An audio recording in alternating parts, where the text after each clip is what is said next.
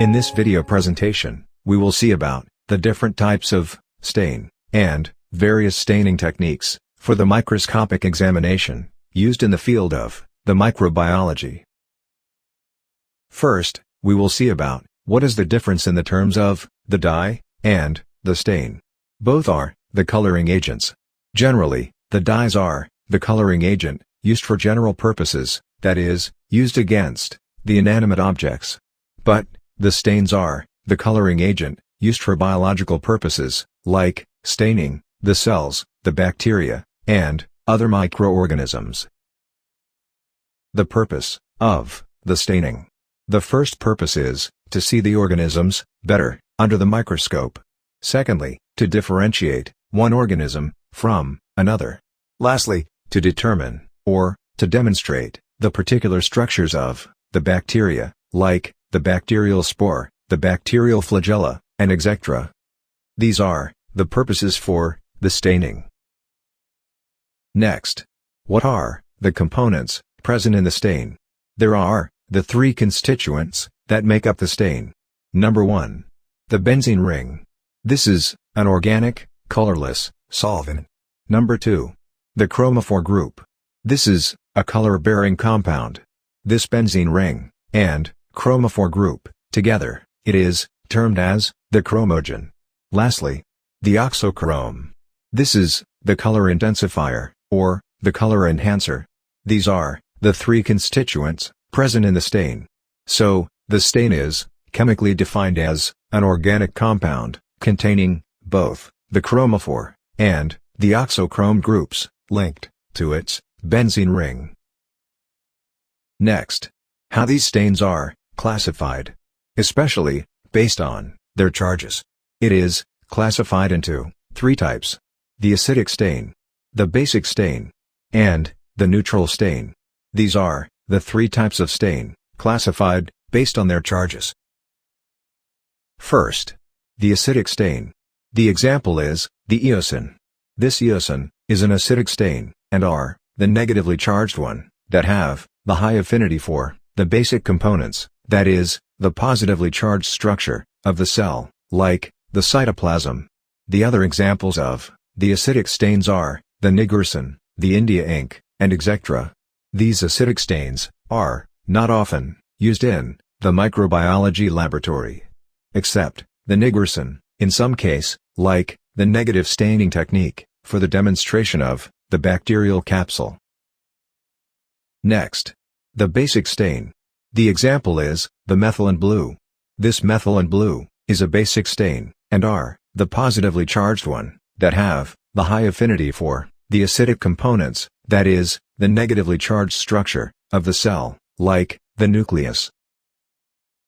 Importantly, the microorganisms, like bacteria, have mostly acidic components. That is, they are negatively charged. So, they have the high affinity for the basic stain, that is, the positively charged stains, like the methylene blue. So, these basic stains are often used in the microbiology laboratory. The other examples of the basic stains are the crystal violet, the carbolfuchsin, and the safranine. Lastly, the neutral stain. The example is the Leishman stain. This stain is most commonly used in the blood smear staining technique. This consists of the eosin, which is an acidic stain, and the methylene blue, which is a basic stain.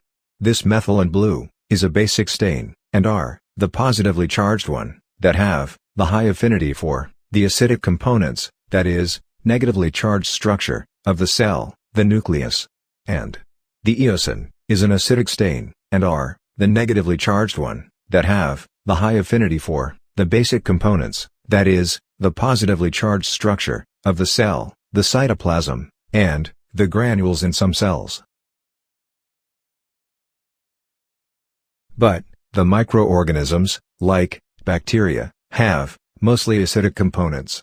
That is, they are negatively charged. So, they have the high affinity for the basic stain, that is, the positively charged stains, like the methylene blue. So, the bacteria appears deep blue, on Leishman staining. Next, the classification of the staining techniques.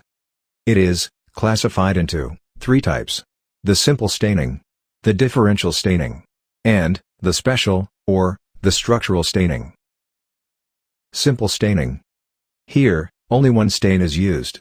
So, all bacteria are stained similarly, just to identify their shape, size, and the arrangement of the bacteria. Stains like either Loeffler's methylene blue or dilute carbofuran staining solution is used. A brief discussion on the different shapes of bacteria. Some bacteria are spherical shaped. This type of bacteria is called as cocci. And the bacteria can be rod shaped. This type of bacteria is called as bacilli. If it is in between, that is, short, plumpy, rod shaped, then they are called as coccobacilli. These are the major shapes of the bacteria. Other shape of the bacteria are spiral shaped. This type of bacteria is called as spirilla. The example of bacteria is Spirillum species. Then, corkscrew shaped. The example, spirochetes. Curved rod shaped, that is, comma shaped. The example, Vibrio species. These are the other shapes of the bacteria. Now, we will see about the different arrangements observed in the bacteria. The spherical shaped bacteria is called as cocci. But, if the 2 cocci are arranged in pair, then it is called as diplococci. If it is in square of 4 cocci, then it is called as tetrad. The example of bacteria is Micrococcus species.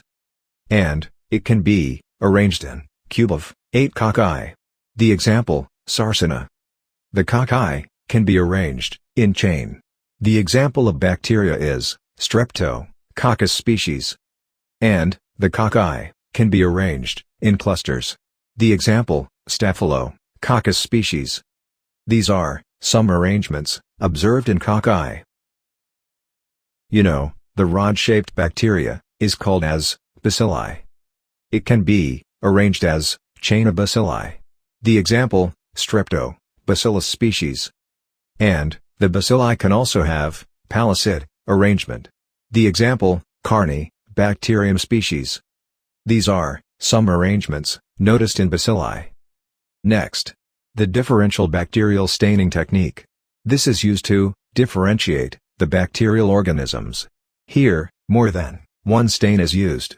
This technique is used to differentiate and classify the bacterial organisms into 2 groups. The Gram staining and the acid-fast staining are the differential bacterial staining techniques. The Gram staining differentiate the bacteria into the Gram-positive and the Gram-negative bacteria. Next, the acid-fast staining, which differentiate the bacteria into the acid-fast and the non-acid-fast bacteria. So, after Gram staining, on microscopic examination, if the organisms are stained deep violet, then they are the Gram-positive bacteria. On microscopic examination, if the organisms are stained pink, then they are the Gram-negative bacteria. But, on acid-fast staining, our interest is to identify the acid-fast bacteria. The very good example of an acid-fast bacteria is Mycobacterium species, which is the causative agent of the tuberculosis, the TB, in humans and animals, and the causative agent of the para-tuberculosis in animals. So, after acid-fast staining, on microscopic examination, if you are able to find the organisms that are stained pink, then they are the acid-fast bacteria. The link for the video demonstration for this 2 staining technique is available in the below YouTube description. Next, the special staining. They are also called as structural staining techniques, because in these methods, which helps to determine or to demonstrate the particular structures of the bacteria, like the bacterial spore, the bacterial flagella, and etc. Certain bacteria possess the capsule over the cell wall. This capsule do not have affinity for the stain. So, the capsule can be demonstrated by the negative staining technique. Here, the backgrounds are stained by using the Niggerson or by the India ink stain. So, they are called as the negative staining. Next, certain bacteria possess the endospore, that is, the spore, within the vegetative portion of the bacteria. This spore can be stained by the Schaefer and Fulton staining technique. Here, the endospores are stained green, and the vegetative portion of the bacteria are stained pink. By this staining technique, we can identify the different types of the bacterial endospore. The shape and the position of the spores varies in different species. This is useful for classification and identification purposes by identifying their shape and the position. If the position and the shape is the central, oval, bulging spore, the example is the Clostridium edumantans.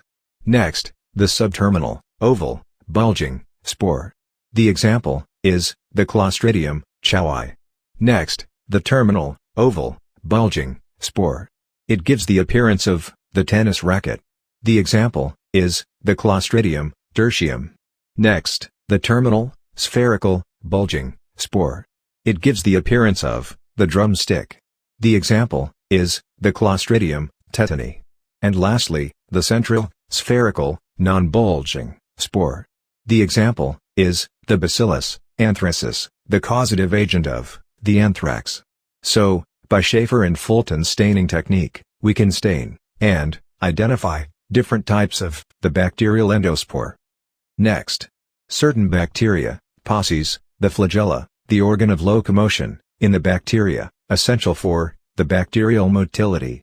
This flagella can be stained by the Leifson staining technique. Here, the flagella are stained red, and the vegetative portion of the bacteria are stained blue. By this staining technique, we can identify the different types of the motile bacteria based on the position of the flagella in the bacteria. If the single flagella present at the one end, then they are called as the monotrichous. Next, the single flagella present at both the ends, then they are called as the amphitrichous. If the tufted flagella present at the one end, then they are called as the lophotrichous.